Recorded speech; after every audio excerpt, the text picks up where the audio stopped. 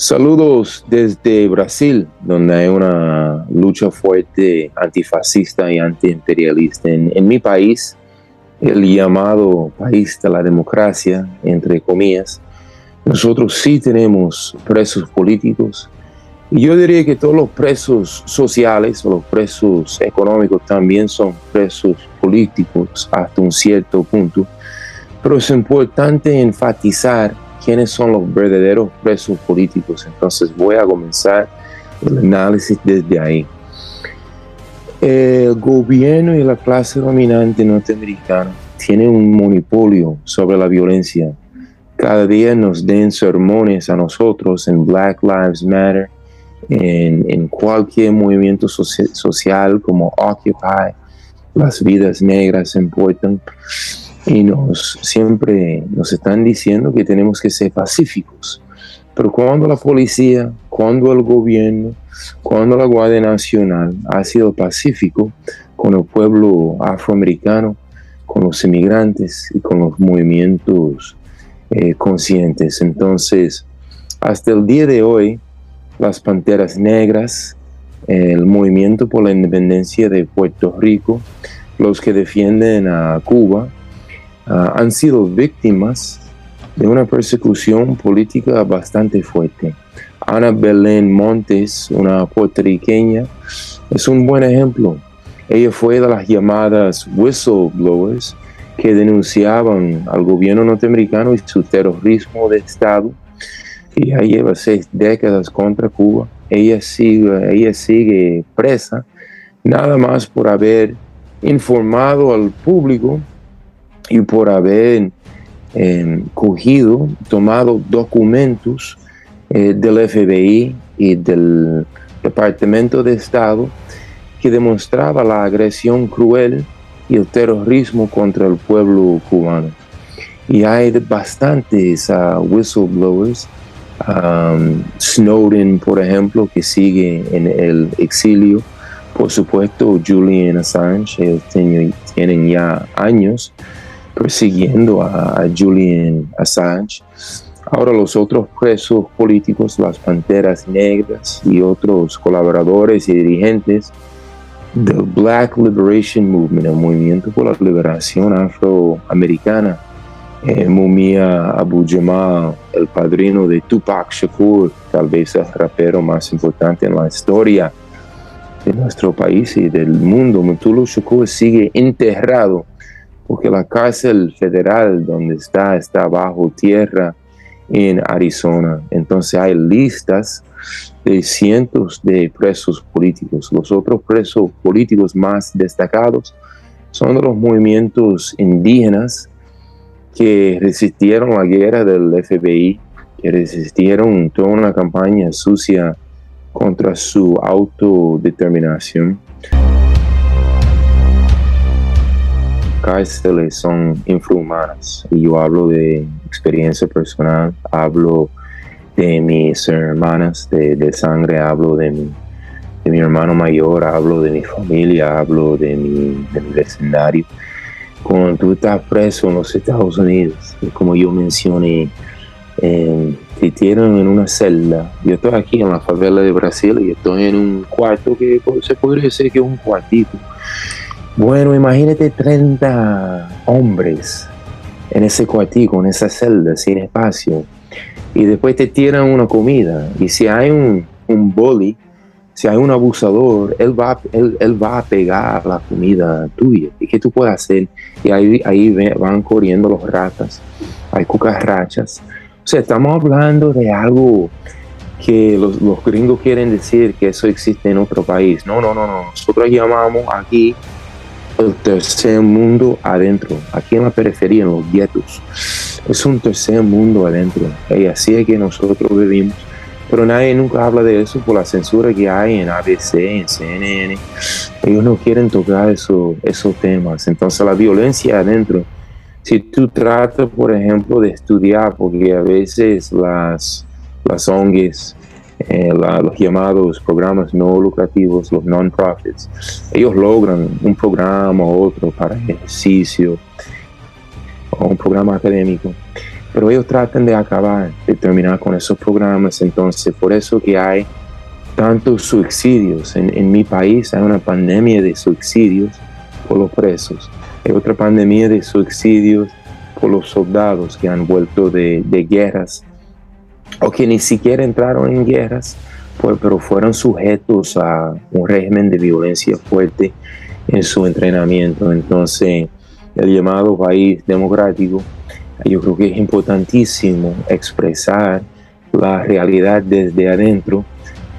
Aquí no es una nación libre, inclusive hay muchas naciones. Vladimir Lenin llamaba en Rusia del zarismo de aquella época una cárcel de naciones, un prison house of nations. Eso es lo que nosotros vivimos, una cárcel de naciones, la nación puertorriqueña, las naciones indígenas, que hay cientos de idiomas indígenas todavía vivos, y son naciones indígenas, naciones nativas, y por supuesto la nación más oprimida, tal vez la nación afroamericana. Ahí se siente el dolor de ellos en el sistema carcelario. En discurso, en términos de retórica, de dogma, sí, los Estados Unidos es el número uno en propaganda. Nosotros llamamos eso papel, leyes en papel, pero en sustancia, la realidad, no hay ninguna protección hacia las comunidades más oprimidas. Nosotros no utilizamos el término minoría, porque cuando las personas inmigrantes, latinos, la comunidad gay, los afrodescendientes, los pobres, los oprimidos en general, cuando nos juntamos somos el 99%, cuidado, sí, el 99.9%, la verdadera minoría son los Trump y los dueños de Fox y CNN, la verdadera clase dominante. Entonces, las llamadas minorías están sujetas a esa persecución judicial. Nosotros ni siquiera tenemos muchas veces los recursos para contratar abogados. Entonces, el sistema judicial siempre está en contra de nosotros. Ellos tienen sus recursos, sus dineros, sus super abogados con sueldos de cientos de miles de dólares, mientras que un héroe nacional, y no solo nacional, un héroe internacional, un héroe de la paz y de la diplomacia, el público venezolano, el público bolivariano, que no solamente está en Venezuela, que está dispersado por todo el continente y todas las Américas y todo el mundo. Sabe que yo estoy hablando de Alex Saab. Alex Saab fue un diplomático. ¿Cuál fue su crimen? Tratar de romper con un bloqueo genocida. ¿Quién es que más afecta? Más afecta a Petare, más afecta a los vecindarios populares de Maracaibo y Caracas y el país entero.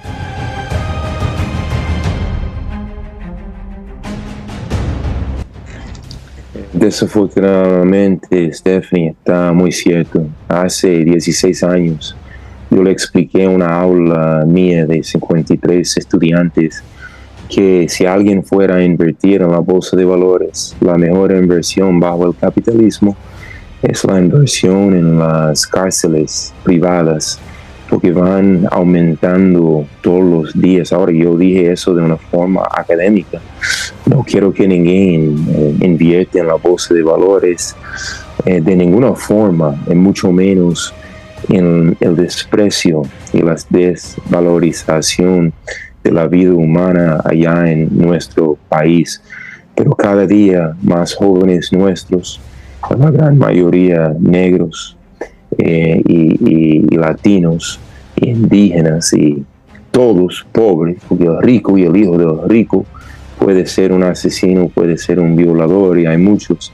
Ellos nunca van presos, son los pobres que siempre van presos. Pero desafortunadamente la bolsa de valores y las inversiones en esas cárceles cada día van aumentando sus ganancias. O sea, si necesitan otra prueba más de la criminalidad, del capitalismo y la supremacía blanca, ahí está cómo funciona la bolsa de valores con todas sus inversiones en encarcelar más y más de nuestra juventud.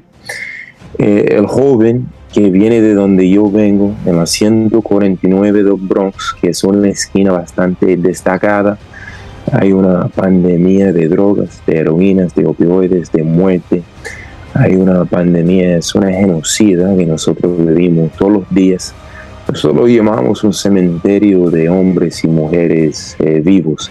La gran mayoría son puertorriqueños, son latinos, son personas que nunca han tenido un chance en esta vida. De verdad que provoca furia y también lágrimas y provoca resistencia. Por eso hacemos la resistencia que nosotros hacemos. El joven de la edad de Ernesto Rafael, mi hijo de 20 años, y de Kawa Amaro, mi hijo de 15 años, el joven norteamericano en los guetos, en la periferia, básicamente tiene pocas oportunidades en la vida. Puede tratar de ganar un sueldo mínimo que no da ni siquiera para sobrevivir o comprar un tenis bueno, porque la propaganda y la publicidad de Nike y Adidas es fuerte todos los días, ¿verdad? Todo joven quiere eso. Inclusive allá en Venezuela, a pesar de todo el trabajo ideológico que el chavismo ha hecho, Dios mío, la juventud venezolana también es sobreviviente o víctima de toda esa publicidad, esa campaña de propaganda capitalista, ¿no? La otra opción en mi país es buscárselo, como nosotros decimos, en la jerga de Nueva York se dice josear. Eso es buscar un par de pesos, robando, vendiendo cualquier vaina. Estoy utilizando la jerga de nosotros porque yo en mi juventud yo tenía un pie. O cuidado, Stephanie, ahí sí yo tenía 2 pies en esa realidad porque no había otra. Y eso también me radicalizó. Y deben de entrevistar a mis familiares porque ellos son los verdaderos sobrevivientes y héroes anónimos. Destaco eso, Stephanie, porque eso es nuestra realidad. Ahora, la tercera opción es ingresar en el ejército norteamericano, donde te van a pagar un sueldo de miseria, te van a mandar a Irak, a Afganistán, a Libia, a Siria, a Colombia.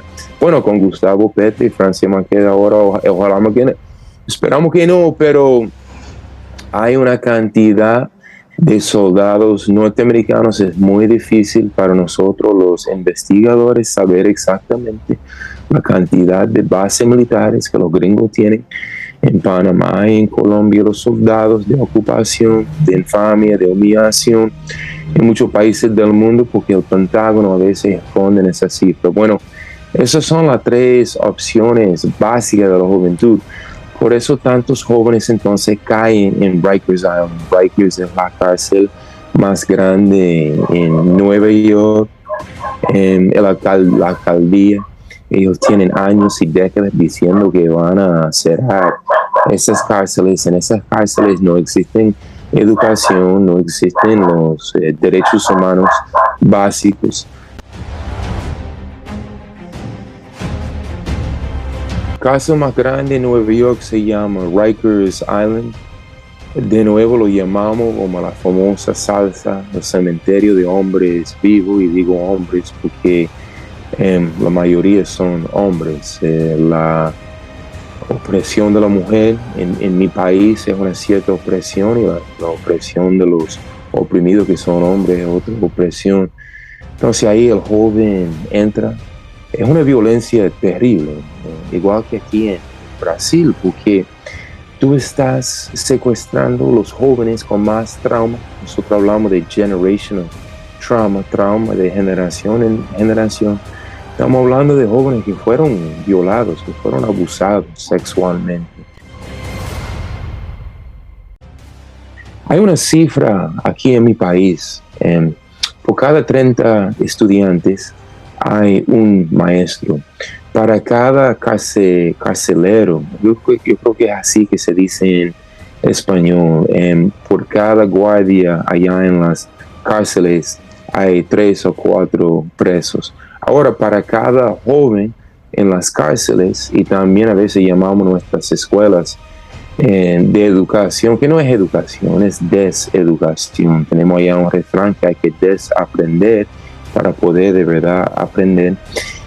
Mira esa cifra que trabajadores sociales, psicólogos, para ayudar a nuestra juventud, para 1,000 estudiantes o 2,000 estudiantes, hay un solo psicólogo, hay un solo trabajador en nuestras escuelas, y en la cárcel mucho menos. Entonces esas cifras demuestran lo que el doctor Martin Luther King llamaba la necesidad de una prioridad, de la necesidad de una revolución de prioridades en mi país, porque la prioridad en mi país, como yo mencioné, con el Wall Street, con la bolsa de valores y con el ejército norteamericano, que ellos aprovechan.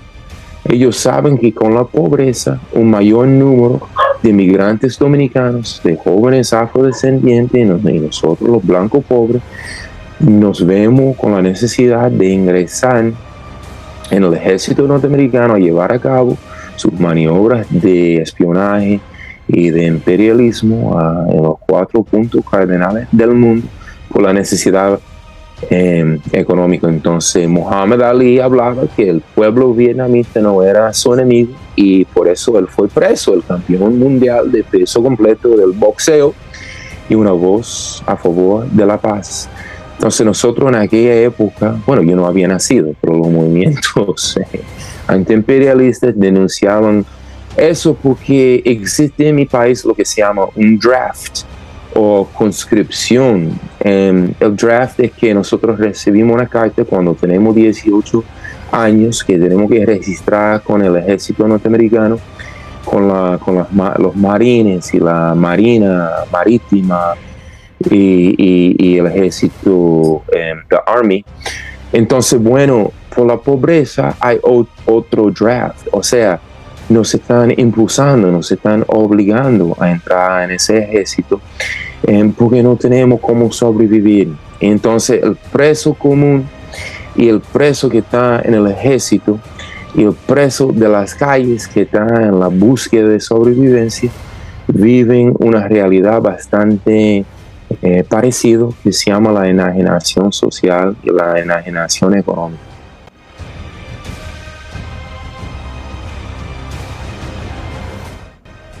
Es una censura bastante fuerte, y esa censura la clase dominante trata de camuflajear y esconder.